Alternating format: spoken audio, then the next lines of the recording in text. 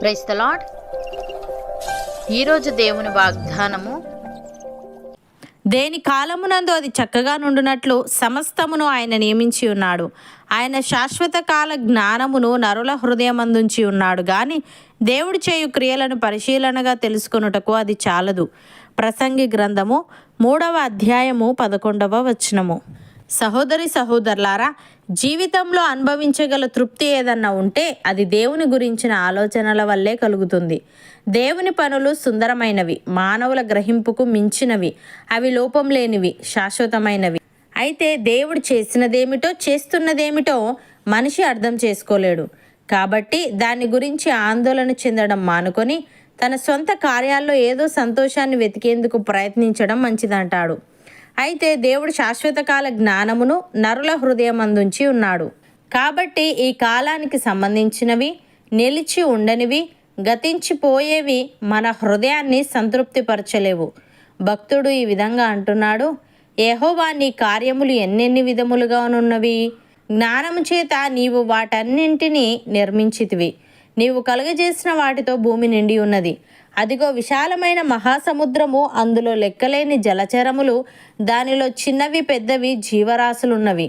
అందులో ఓడలు నడుచుచున్నవి, దానిలో ఆటలాడుటకు నీవు నిర్మించిన మకరములున్నవి. తగిన కాలమున నీవు వాటికి ఆహారం ఇచ్చేదవని ఇవన్నీ నీ దయ కొరకు కనిపెట్టుచున్నవి. నీవు వాటికి పెట్టునది అవి కూర్చుకొనును. నీవు గుప్పిలు విప్పగా అవి మంచి వాటిని తిని తృప్తిపరచబడును అని. ప్రియులారా, దేవుడు తన స్వరూపమందు నరుని సృజించెను. దేవుని స్వరూపమందు వారిని సృజించెను. స్త్రీనిగాను పురుషునిగాను వారిని సృజించెను. దేవుడు వారిని ఆశీర్వదించెను. ఎట్లనగా, మీరు ఫలించి అభివృద్ధి పొంది విస్తరించి భూమిని నిండించి దానిని లోపరుచుకొనుడి. సముద్రపు చేపలను, ఆకాశ పక్షులను, భూమి మీద ప్రాకు ప్రతి జీవిని ఏలుడని దేవుడు వారితో చెప్పెను.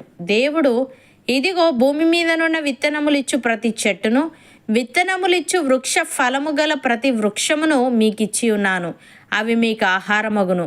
భూమి మీద నుండి జంతువులన్నిటికీ, ఆకాశ పక్షులన్నిటికీ, భూమి మీద ప్రాకు సమస్త జీవులకును పచ్చని చెట్లన్నీ ఆహారమగునని పలికెను. ఆ ప్రకారం ఆయను. దేవుడు తాను చేసినది యావత్తును చూచినప్పుడు అది చాలా మంచిదిగా నుండెను. అపోస్తలుడైన పౌలు ఈ విధంగా అంటున్నాడు: నీతిమంతుడు విశ్వాస మూలముగా జీవించునని వ్రాయబడిన ప్రకారము విశ్వాస మూలముగా అంతకంతకు విశ్వాసము కలుగునట్లు దేవుని నీతి దాని యందు బయలుపరచబడుచున్నది. దుర్నీతి చేత సత్యమును అడ్డగించు మనుష్యుల యొక్క సమస్త భక్తిహీనత మీదను దుర్నీతి మీదను దేవుని కోపము పరలోకము నుండి బయలుపరచబడుచున్నది. ఎందుకనగా దేవుని గూర్చి తెలియశక్యమైనదేదో అది వారి మధ్య విషదమై ఉన్నది. దేవుడు అది వారికి విషదపరచెను. ఆయన అదృశ్య లక్షణములు అనగా ఆయన నిత్యశక్తియు దేవత్వమును జగదుత్పత్తి మొదలుకొని సృష్టింపబడిన వస్తువులను ఆలోచించుట వలన తేటపడుచున్నవి గనుక వారు నిరుత్తరులై ఉన్నారు. మరియు వారు దేవుణ్ణి ఎరిగి ఆయనను దేవునిగా మహిమపరచలేదు, కృతజ్ఞతాస్తుతులు చెల్లింపను లేదు గాని తమ వాదముల యందు వ్యర్థులైరి. వారి అవివేక హృదయము అంధకారమయమాయెను. తాము జ్ఞానులమని చెప్పుకొనుచు బుద్ధిహీనులైరి. వారు అక్షయుడగు దేవుని మహిమను క్షేమగు మనుష్యుల యొక్కయు, పక్షుల యొక్కయు, చతుష్పాద జంతువుల యొక్కయు, పురుగుల యొక్కయు ప్రతిమా స్వరూపముగా మార్చిరి. ఈ హేతువు చేత వారు తమ హృదయముల దురాశలను అనుసరించి తమ శరీరములను పరస్పరము అవమానపరుచుకొనున్నట్లు దేవుడు వారిని అపవిత్రతకు అప్పగించెను. అటివారు దేవుని సత్యమును అసత్యమునకు మార్చి సృష్టికర్తకు ప్రతిగా సృష్టమును పూజించి సేవించరి. యుగముల వరకు ఆయన స్తోత్రార్హుడై ఉన్నాడు అని. సహోదరి సహోదరులారా, దేవుని బుద్ధి జ్ఞానముల బాహుల్యము ఎంతో గంభీరము. ఆయన తీర్పులు శోధింపనెంతో అశక్యములు. ఆయన మార్గములెంతో అగమ్యములు. ప్రభు మనస్సును ఎరిగిన వాడెవడు? ఆయనకు ఆలోచన చెప్పిన వాడెవడు? ముందుగా ఆయనకిచ్చి ప్రతిఫలము పొందగలవాడెవడు? ఆయన మూలమునను ఆయన ద్వారాను ఆయన నిమిత్తమును సమస్తము కలిగి ఉన్నవి. యుగముల వరకు ఆయనకు మహిమ కలుగునుగాక. అవును అన్నవారు నాతో పాటు ప్రార్థనలో ఏకీభవించండి.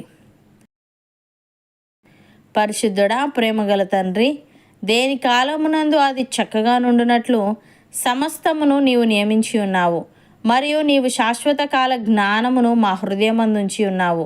తండ్రి నీకు స్తుతులు. దేవా, మేము ఫలించి అభివృద్ధి పొంది విస్తరించి భూమిని నిండించి దానిని లోపరుచుకొని సముద్రపు చేపలను ఆకాశ పక్షులను భూమి మీద ప్రాకు ప్రతి జీవిని ఏలేవారముగా ఉండుటకు సహాయము దయచేయమని నీ అదృశ్య లక్షణములు అనగా నీ నిత్యశక్తియు దేవత్వమును జగదుత్పత్తి మొదలుకొని సృష్టింపబడిన వస్తువులను ఆలోచించడం వలన తేటపడుచున్నవి గనుక మేము నిన్ను మహిమపరచుచు నీకు కృతజ్ఞతాస్తుతులు చెల్లించుచు విశ్వాస మూలముగా జీవించే వారముగా ఉండుటకు కృపచూపమని మా జీవితాన్ని బట్టి మహిమ ఘనత ప్రభావములు యుగయుగములు నీవే పొందమని యేసుక్రీస్తు నామమున ప్రార్థిస్తున్నాము తండ్రి. ఆమెన్.